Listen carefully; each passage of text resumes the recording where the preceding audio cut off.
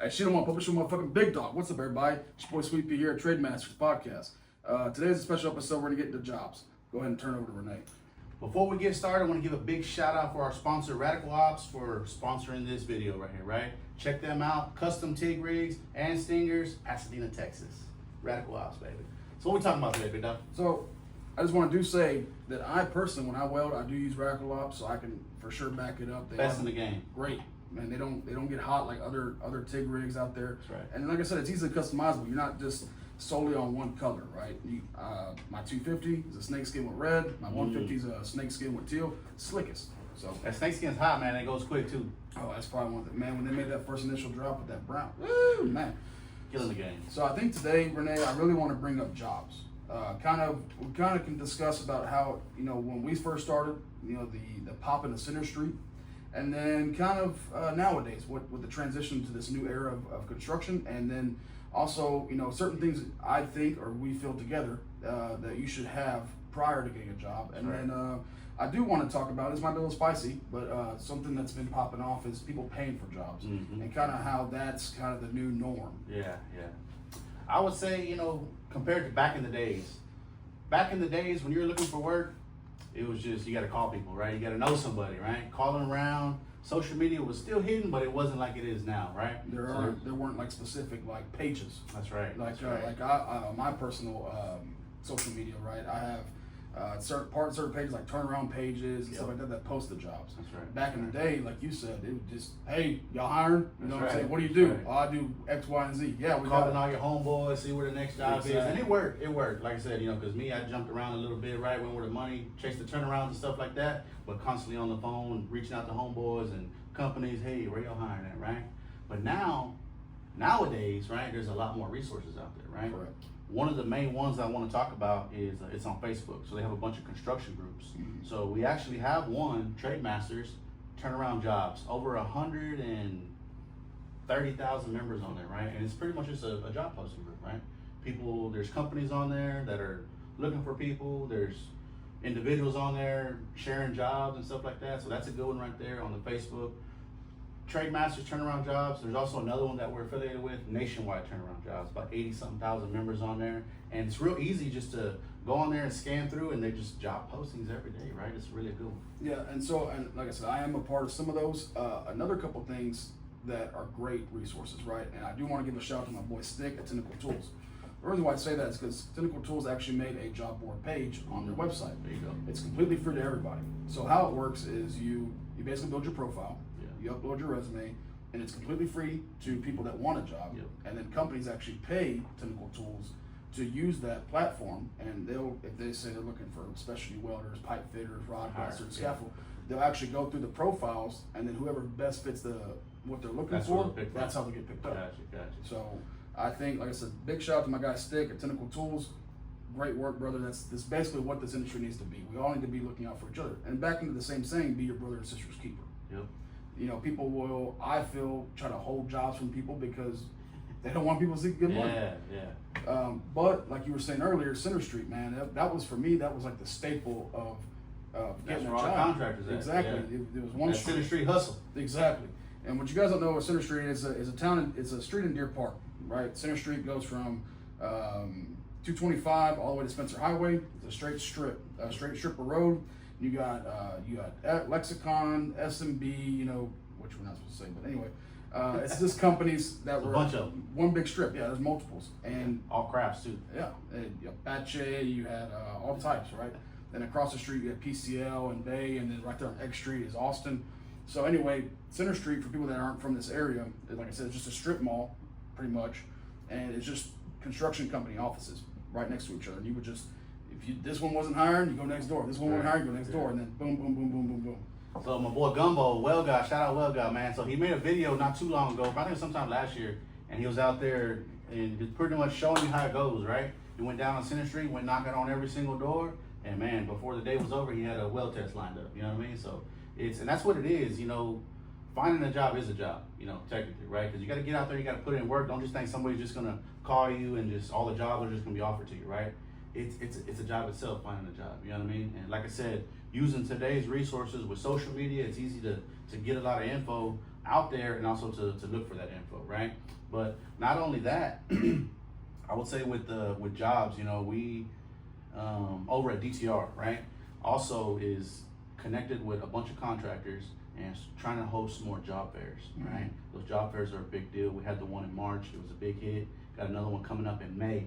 So we're trying to provide those contractors, right, and showing them. I think that's what the last one was about, is to show those contractors, hey, we can get people in, right? And because there's a lot of people looking for work, right? And a lot of it is word of mouth too, right? People you know and stuff like that. But you know, it's starting to become more. It used to be, it's not what you know, it's who you know. But I think that's slowly dying down, right? These companies are starting to realize there's still some out there, right, hiring their brothers and their cousins, everything else. But a lot of companies are starting to realize, hey man, we need good people, right? So if you're gonna rec somebody in, make sure that they're good. You know what I mean? Yeah, and no, we deal with that a lot in the industry. You know, both of us being in the upper management role, Right. it's kind of scary for us, right? And I wouldn't say scary, but I would say I'm nervous, right?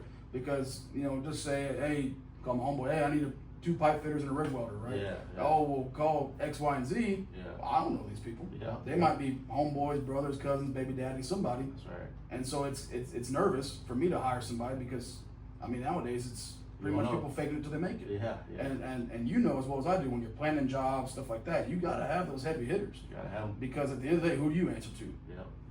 The companies. You know, that you answer to the plans. Hey, why isn't this done? Why isn't this done? Right. I can tell you that we've both been in several meetings at deadlines, milestone meetings, you know, where are we Hit the at? targets. Exactly. Yep. So, Because contractors, I mean, what it is essentially, it's production-based company, right? Right.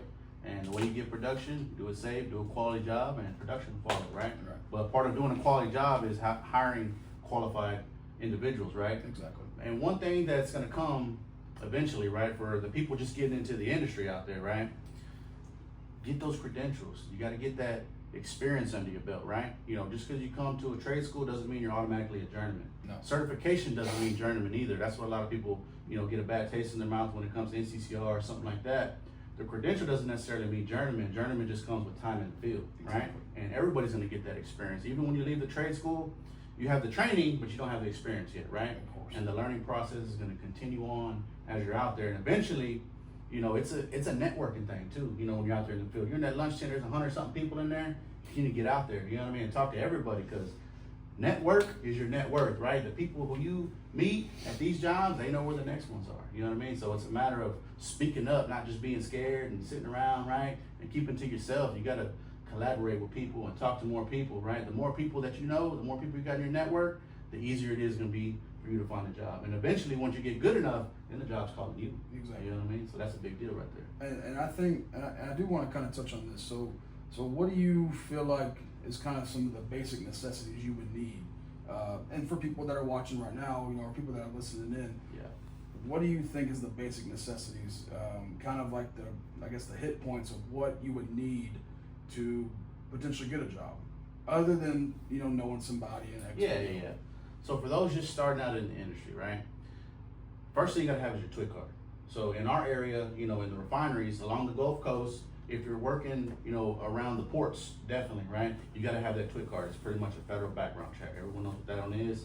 And it's easy, you just go apply and you get your TWIC card. It's just a background check, right? You got to have that. And it's not necessary for all jobs, but you don't wanna miss out on money just because you don't have that TWIC card, right?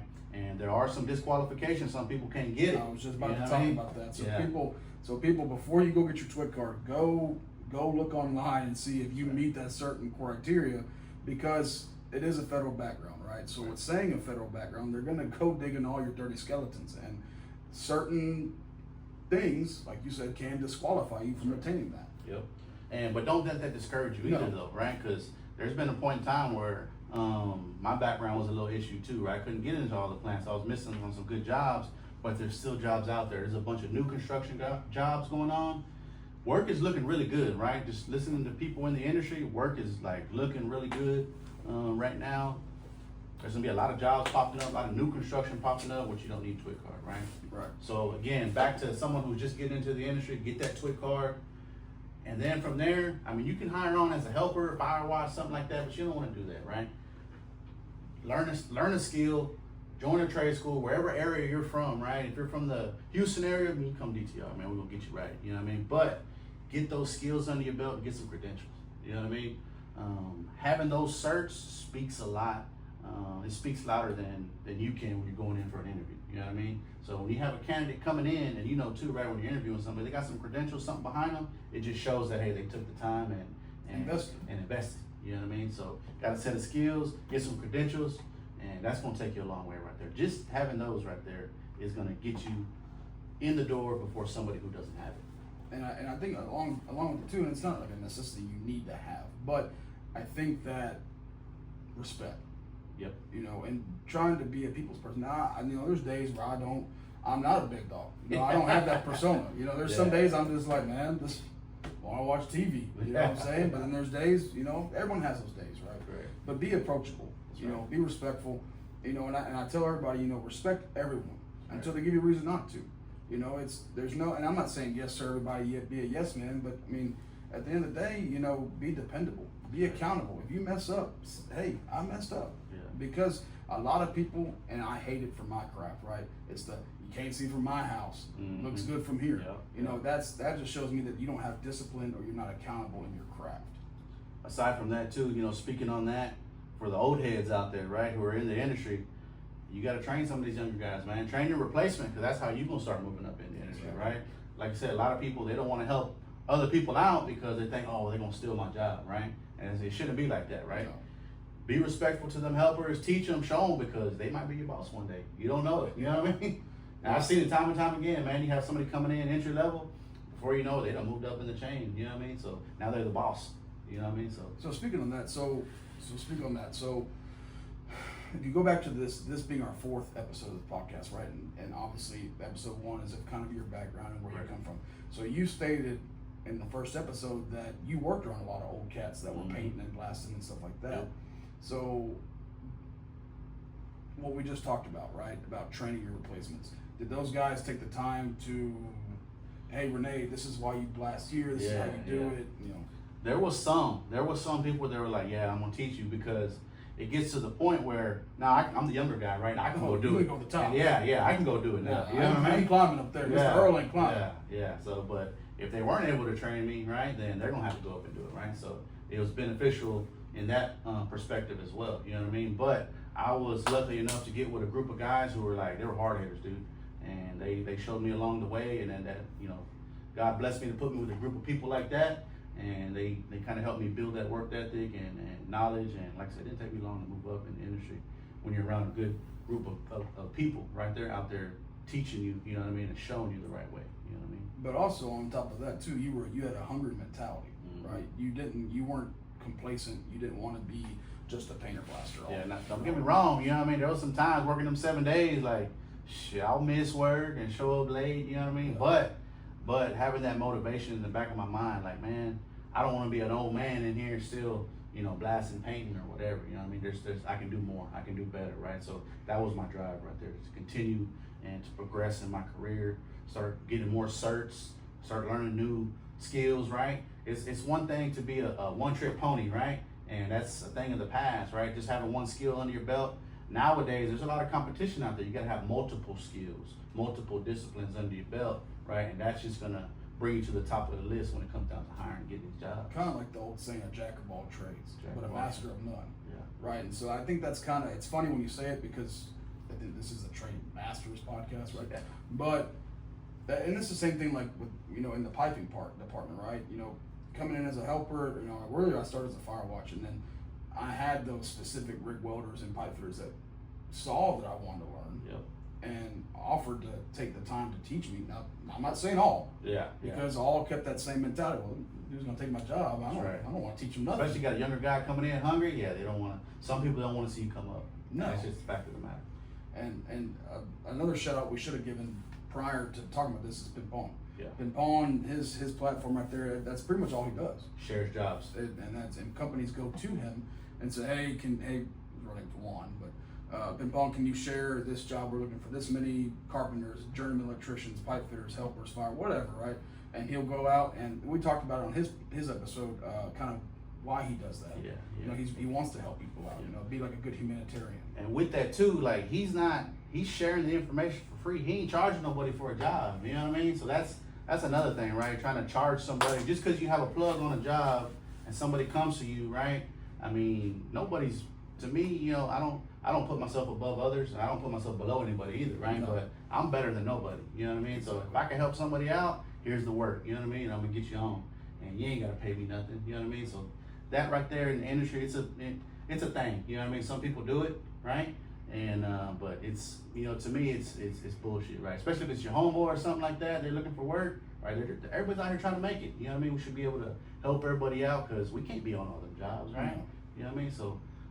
But it comes to a point where you have some individuals, you know, greed is a thing, right? They want to get everything. They're trying to get it all to themselves. And, you know, I don't agree with that. And I don't believe in that either. You know, I feel like if I can help somebody get a job so they can benefit their family, right? They're behind on bills or something like that, then I'm going to help you out. Here's all the jobs that you need, right? So shout out to Pim Pong. Like I said, he don't charge nobody. He just putting the jobs out there. And I'm glad you did bring that up because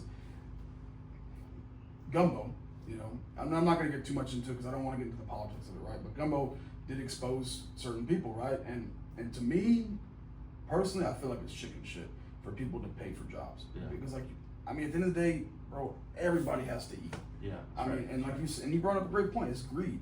Yeah. You know, people think that they hold themselves, oh, you got to pay me, you know, this amount of money. Yeah. You know, you got to come up off $150, $200 for a job. Like, motherfucker, I'll just go apply online if they call me. I mean, but I mean, I understand people's situations are different. You know, people, bills and stuff never stop. And so with saying that, like, if I had to pay for something, I've never paid for anybody on my job. Mm-hmm. I've never asked for money. That to me is immorally right. Right. Because at the end of the day, you taking away from someone's daughter eating dinner That's right. Yeah. or diapers or something like that Yeah. because you being greedful. Yeah. You know, you having that greed in your heart that's not the right. That to me is not right. Yeah, it ain't. And I agree with that. You know what I mean? Like I said, so it's just a matter of helping somebody. You know what I mean? Like I said, if I have some information on some jobs or something like that, I'm gonna share it with everybody. You know what I mean? Because like I said, it's nothing to me, you know? Yeah, and like I said, I don't know, man. It's just ever since Gumbo kind of brought it to light, it really, and it's been happening for years. I mean, it's not saying that this is a new thing. I know somebody personally that did it and ended up getting blackballed from a company. You know, he cheated timesheets and all types of stuff. Oh yeah. And so it's I mean, out there. Oh yeah, it's not just in the Houston area; it's everywhere. You know, Yeah.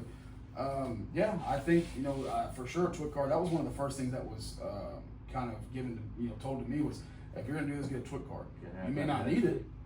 You know, I probably well now a lot of work that I do is a lot of tank terminals around the port. So You gotta have it. I gotta have it. I just But renewed again, mine. when some jobs come up where you need it and you ain't got it, Yeah. you out. You stuck out. You know what I mean? Some of them double time jobs or big high money paying jobs, you fact maybe $20,000 a month, give or say, you just lost out. Why? Because you didn't invest $129 to get your Twit card. Yeah. But I mean, I understand there's certain qualifications too. I mean, Yep.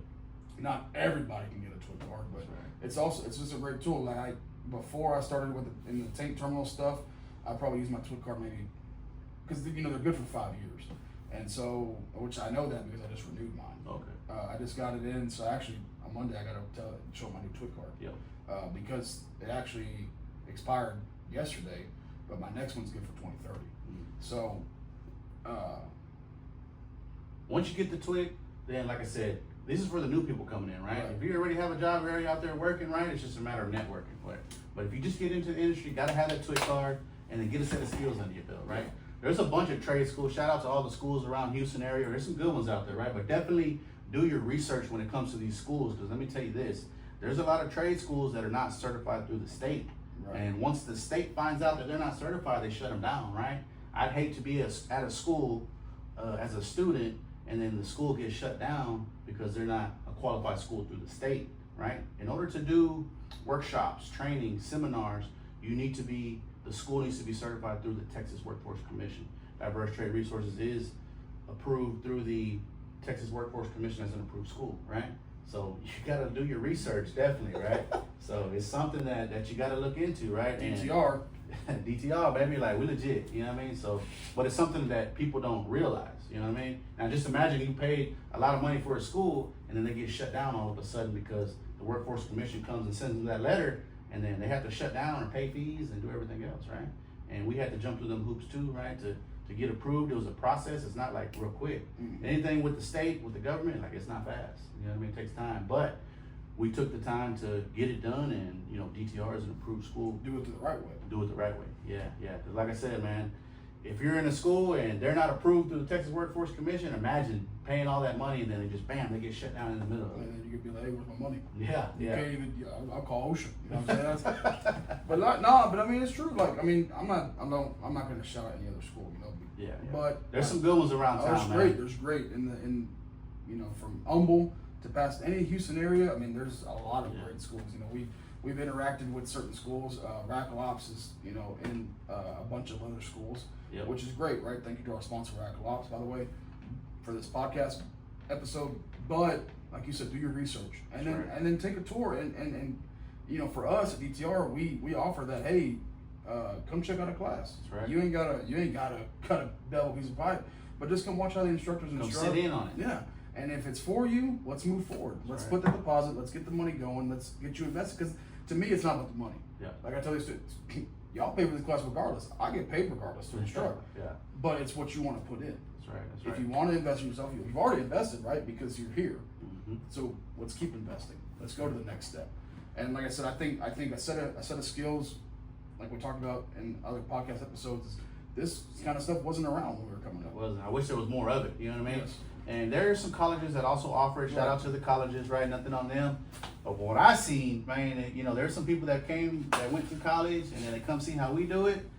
I think what we try to focus on more is the hands-on training, what you're actually going to see in the field, right? That's what separates us from a lot of people, but also is we're multi-discipline training facility. We teach all the crafts. You know what I mean? I think that's another thing that separates us from a lot of these other schools. Like I said, shout out to the other schools in the area. There's some good ones out there that we talk to and we affiliate with as well. But DTR, man, like I said, multiple discipline training facility, right? We teach everything, right? So if you don't like welding, come do pipe fitting or boiler making or instrumentation or rigging, right? So we have multiple options right there, right? And that's the thing. It's an investment, and you have to look at it like that. It's an investment.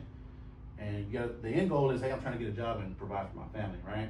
So if you're investing in yourself, you're getting those skills, getting those credentials, that just means more money for you, right? More money for your family. Just like you wouldn't buy a car that couldn't pass state inspection. That's right. That's right. Man, I think that's a great, this has been a great episode. Obviously, there's gonna be multiple episodes after this as well. But yeah, like we stated, you know, getting into a job, you know, you don't need to pay anybody. That to me is chicken shit. Like I said earlier, that's invest in yourself. Get your TWIC card if you can. You don't have to have a background to come to DTR. You don't have to. Don't need it. And invest, get a discipline, and a craft discipline, whether it be from the multiple disciplines that we offer here at the school, but not even DTR affiliated. But if DTR isn't for you, go to other schools too. But like Rene said earlier, do your research, because like you said, you pay all this money and it ain't approved through the state, you get shut down, now what? You wasted money and time. Oof. So I hate to be that individual, man. That should be the end of this episode. Guys, make sure you check us out. Facebook, Instagram, TikTok, YouTube channel. We just got done shooting a Pipe Fitter Series YouTube episode on dummy leg layouts. So stay tuned for the next episode.